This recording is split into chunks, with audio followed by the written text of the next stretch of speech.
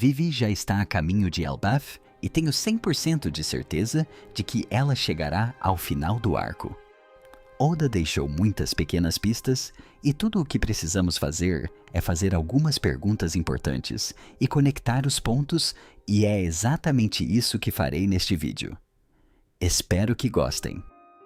Oda deixou as maiores dicas no último capítulo, mas vamos por ordem cronológica. Sabemos que Vivi e Wapol estão atualmente na aeronave de Morgan e que acompanharam ativamente os eventos que aconteceram em Egghead. Sabemos também que Vivi queria descobrir se a transmissão mundial de Vegapunk revelava algo sobre a localização de Luffy e sua tripulação. Mas Morgans explicou que a transmissão foi gravada antes do Buster Call na ilha, então eles não tinham ideia. Essa cena mostra claramente que Vivi está procurando a localização dos Chapéus de Palha, porque esse é o único lugar para onde ela pode ir agora. É perigoso para ela retornar a Alabasta, pois o governo mundial vasculhará ativamente aquele lugar e não há ninguém forte o suficiente lá para protegê-la. Ela é uma princesa. Qualquer lugar é perigoso para ela, exceto, é claro, estar com os Chapéus de Palha. Afinal, ela é membro da tripulação. Mesmo que algumas pessoas não a considerem uma dos Chapéus de Palha Oda e a Wiki de One Piece, dizem o contrário. Além do argumento lógico daquela cena, há também outra pista explicando por que Vivi está procurando por Luffy. Depois de Egghead, vemos um jornal mostrando Luffy em Gear 5. Segundo Robin, a imagem em si está desfocada como se tivesse sido tirada, em meio ao caos, mas a marca em forma de X no braço dele está perfeitamente nítida. Isso significa que o X não fazia parte da foto original. Foi adicionado posteriormente, e não é preciso ser gênio para entender quem fez isso. Nefertari Vivi. Só Morgans poderia ter tornado isso possível. E claro, a marca em X não é aleatória. É o mesmo símbolo que os Chapéus de Palha usaram em Alabasta para demonstrar seu vínculo com Vivi. Era a maneira deles de dizer, você é uma de nós. Foi naquele momento que Vivi se tornou extraoficialmente uma dos Chapéus de Palha. E deixe-me mostrar algo interessante. Todos os personagens que viram o jornal não sabem desse momento. Robin, Frankie Brook e Jinbe. Esses são personagens que se juntaram aos Chapéus de Palha depois de Bate Alabasta. Claro que Oda fez isso de propósito, porque qualquer um dos Chapéus de Palha originais entenderia a mensagem imediatamente. Ok, Vivi está procurando por Luffy, mas como ela vai encontrá-lo? Morgans sabe que os Chapéus de Palha estavam em Wano. A partir daí, restam apenas 3 ilhas possíveis para onde os Chapéus de Palha poderiam ter ido: Cabeça de Ovo Elbaf e a ilha onde Law e Barba Negra lutaram. Eles também sabem que os Chapéus de Palha estiveram em Cabeça de Ovo, o que deixa apenas 2 opções: Elbaf e aquela pequena ilha. Mesmo que primeiro vão para a ilha errada, eventualmente chegarão a Elbaf. Mas isso não é tudo. Vivi e o Apol escaparam de Mariejoa, que fica muito longe de Elbaf. Viajar de Mariejoa para Egghead e procurar por ali levaria alguns dias, talvez até semanas, e apenas 1 ou 2 dias se passaram desde que os Chapéus de Palha deixaram Egghead. Mas é aqui que os pequenos detalhes entram em jogo. O tempo passa muito mais devagar em Elbaf. Não se esqueçam das palavras do misterioso homem Louis Arnott, que vimos logo no início deste arco: não abusem da hospitalidade. Mesmo quando vimos Shanks pela última vez, ele mencionou que havia perdido a noção do tempo. Gab também acreditava que apenas alguns anos haviam se passado desde a morte de Roger. E Shanks teve que corrigi-lo, dizendo que, na verdade, haviam se passado 10 anos. E se até agora esses eram apenas pequenos indícios nos capítulos anteriores, Oda literalmente confirmou isso ao mostrar a situação em Mariejoa. Quando os Cavaleiros Sagrados chegaram a Elbaf, a situação em Mariejoa já estava piorando.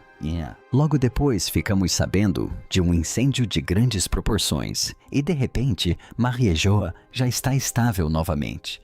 Para nós leitores, tudo o que está acontecendo em Elbaf parece ter ocorrido em um único dia. Não há como todas essas atualizações sobre Mariejoa terem acontecido em apenas 24 horas. Outro forte indício vem da reclamação de Imo sobre a demora dos Cavaleiros Sagrados em chegar, mesmo que da nossa perspectiva eles só estivessem lá há algumas horas. Até então, todos, inclusive eu, acreditávamos que Oda usava esse artifício para acelerar o desenrolar dos eventos fora de Elbaf, e ao final do arco teríamos muitas novidades vindas de todo o mundo. Mas é exatamente por isso que Oda é um gênio. Porque ele não usaria esse truque também no sentido inverso, devido à diferença no fluxo temporal? Vivi que estava muito longe de Elbaf. No início deste arco, teria tempo mais do que suficiente para chegar lá. Além disso, Elbaf é um dos poucos lugares não controlados pelo governo mundial. Simplesmente pousar lá seria uma opção muito mais segura para Vivi do que em qualquer outra ilha. Além disso, Morgans está desafiando abertamente o governo e publicando o que bem entende. Então, Elbaf seria um território muito interessante para ele também. Agora vamos falar sobre por que Oda decidiu revelar Imu em Elbaf. Deixe-me lembrar que tudo o que aconteceu em Elbaf não começou antes da chegada dos Chapéus de Palha. Por exemplo, Alabasta já estava sob o controle de Crocodile. Dressrosa foi manipulada por Doflamingo e os Chapéus de Palha foram para Wano especificamente para derrotar Kaido. Até mesmo Egghead construiu a história com Vegapunk e seu conflito com o governo mundial. Mas Elbaf é diferente. Os Cavaleiros Sagrados apareceram de repente e decidiram sequestrar crianças. Claro que não conseguiram e esse nunca foi o objetivo principal de Oda. Ele arquitetou tudo isso para revelar Imu. E também há um motivo para ele precisar especificamente de Imu, em vez de escolher os Gorosei, o que poderia ter parecido mais lógico. Imu é necessária para impulsionar a trama, pois caso contrário, qual seria o propósito de Elbaf? Oda revelou os Cavaleiros Sagrados e Loki, e nos mostrou o passado de Zebek. Mas isso por si só não é nada incomum. Cada arco apresenta novos personagens e histórias de fundo, e geralmente, ao final, os Chapéus de Palha ficam mais fortes, derrotam seus inimigos e saem com recompensas maiores. Mas esse não é o caso de Elbaf. Há 0% de chance de Luffy e Loki derrotarem Imu. Já mencionei isso em vídeos anteriores e vou repetir, essa é uma regra comum em animes.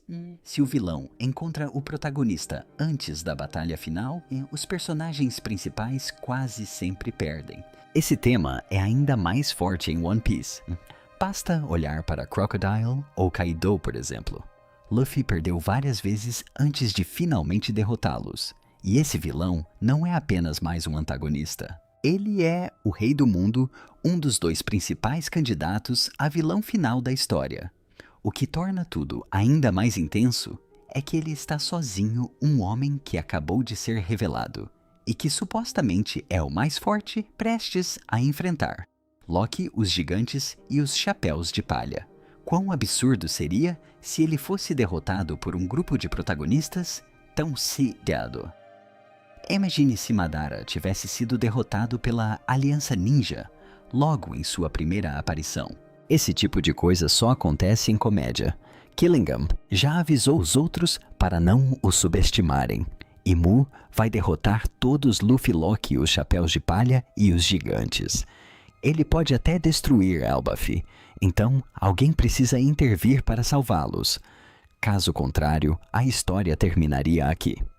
Alguém precisa se juntar à batalha, e por enquanto só existem duas opções. Claro que uma delas é Vivi, mas também quero falar sobre Shanks. Shanks é o homem cujo haki está no mesmo nível que o de Joy Boy. Elbaf está sob a proteção de Shanks, e ele teve um papel fundamental em todo o arco de Elbaf. Tanto Loki quanto Luffy o mencionaram, e também o vimos no flashback de Harold. A relação entre Shanks e Loki ainda precisa ser explicada, e há ainda mais razões para isso. como o encontro final entre Usopp, Ash e Usopp, entre outras. Oda também mencionou que esses dois irão se encontrar, o que pode estar se referindo a Shanks e Luffy. Mas, independentemente de quão épico isso seria, há dois motivos pelos quais acredito que não acontecerá. O primeiro é que Oda está claramente tentando adiar o encontro deles. Shanks estava em Wano e optou por não ver Luffy. Mais tarde, ele enviou Dory e Brogy para Egghead e novamente optou por não ir pessoalmente. Sim, agora Luffy está em maior perigo. Então, Shanks pode aparecer, mas aqui está o segundo motivo. O que acontecerá se Shanks chegar a Elbaf? Primeiro, Mu o derrota também, o que não seria surpreendente, mas pareceria absurdo. Segundo os Piratas do Ruivo, pelo menos ganham tempo para salvar os Chapéus de Palha e os Gigantes, o que parece mais lógico. Mas do ponto de vista da trama, não leva a nenhum desenvolvimento real. Seria emocionante para os espectadores verem isso por todos os motivos que mencionei, mas já estamos na saga final. Não há mais tempo para momentos legais ou para agradar os fãs. Tenho certeza de que vocês notaram o ritmo acelerado de Egghead e Elbaf. Anos atrás, Oda não tinha problema em gastar 15 capítulos só para mostrar a luta entre Luffy e Katakuri. Mas agora ele não está perdendo tempo, porque, como eu disse, estamos na saga final e a guerra final acontecerá mais cedo do que esperamos. E o ponto de partida dessa guerra será a chegada de Vivé a Elbaf. Há uma clara linha narrativa conectando Mu, Lii e Vivi. Oda nos mostrou como Imu cortou os pôsteres de Barba Negra Luffy e Shirahoshi, mas guardou o de Vivi para si. Então Imu ordenou aos Gorosei que lhe trouxessem Vivi. Ele claramente precisa de Vivi por razões que explicarei em breve. Essa história precisa ser desenvolvida e não haverá oportunidade melhor do que esta. O simples fato de Oda ter mostrado que Imu precisa de Vivi já é 50% de confirmação de que ele a encontrará, e que a encontrará agora. Você realmente acha que Imo retornará a Mariejoa e só depois os Gorosei sairão em busca de Vivi para capturá-la? Claro que não. Tudo acontecerá agora em Elbaf. Tenho certeza de que quando Vivi chegar os Chapéus de Palha, já terão testemunhado o poder de Imo. Tenho certeza de que você já viu teorias que comparam o Novo Mundo a Grand Line. Por exemplo, Dressrosa é muito semelhante a Alabasta. Wano tem semelhanças com Thriller Bark. Egghead foi fortemente influenciado por Sabaody e a guerra final em Mariejoa Setnaflar. O reflexo de Enies Lobby. Em Enies Lobby, os Chapéus de Palha tiveram que salvar Robin. Na guerra final, eles salvarão Vivi. Assim como em Enies Lobby, cada Chapéu de Palha terá seu próprio oponente, o que levará a novos aumentos de poder e finalmente confrontos um contra um de verdade. Além dos Chapéus de Palha, outras tripulações e personagens importantes também estarão envolvidos. Pode levar um tempo para organizar tudo e formar alianças, mas a boa notícia é que Emu não vai matar Vivi. Ela sobreviverá, o que significa que Luffy terá tempo suficiente. Com isso, vamos para a próxima pergunta importante. Por que Emu precisa de Vivi? Estive pesquisando algumas lendas ocultistas antigas e, na verdade, faz muito sentido o motivo da obsessão de Emu por Vivi. Basicamente, Emu poderia ser a versão de Lucifer em One Piece. Em muitos mitos antigos e tradições alquímicas, um ser divino perfeito como Lucifer ou o Rebus é retratado como possuindo essências masculina e feminina para alcançar um estado de divindade. Como Emu é apresentado como um homem, mas claramente está sofrendo fisicamente. Como vimos, quando ele tossiu sangue na revelação recente, parece que seu corpo atual simplesmente não consegue lidar com o poder bruto e profano da Akuma no Mi que ele possui. E se eu lhe dissesse que ele pode não estar doente, apenas fora de Mariejoa? No capítulo 1122, a atendente de Imu exclama: Imu, já que ela não é uma inimiga, deve estar ciente do poder que ele possui. Acredito que essa mulher seja algum tipo de cuidadora e por isso ficou tão preocupada quando Imu caiu de joelhos, como se estivesse apresentando aqueles sintomas novamente. Ele existe há 800 anos e seu receptáculo está começando a falhar. As mortes dos cavaleiros sagrados e dos Gorosei, pessoas ligadas a ele, podem enfraquecê-lo ainda mais. Vimos algo parecido durante a morte de Harold. E não se esqueçam das famosas palavras de Doflamingo sobre o Tesouro Nacional de Mariejua. O poder tem uma vida útil muito curta. Ele se deteriora mais rápido do que vocês imaginam. É aí que Vivi entra em cena. Não se trata apenas de ela ser uma Nefertari, mas sim da linhagem da rainha Lili. Imu é obcecado por Lili desde o século perdido, e como o corpo dela nunca retornou a Alabasta, ele pode ainda tê-lo ou estar usando-o de alguma forma. Mas para se completar e estabilizar seu poder, ele pode precisar de uma hospedeira feminina viva dessa linhagem específica. Não acho que Imu vá tomar o corpo de Vivi. Luffy enfrentando um vilão final parecido com Vivi seria muito decepcionante. Em vez disso, acho que Imu manterá o corpo de Vivi talvez em algum tipo de câmara congelada e usará o sangue dela para aprimorar ou estabilizar seus poderes. Dessa forma, Imu alcançará seu objetivo, mas Vivi permanecerá viva, dando aos Chapéus de Palha tempo suficiente para lutar contra Imu, o governo mundial, e por fim salvá-la. É isso por hoje.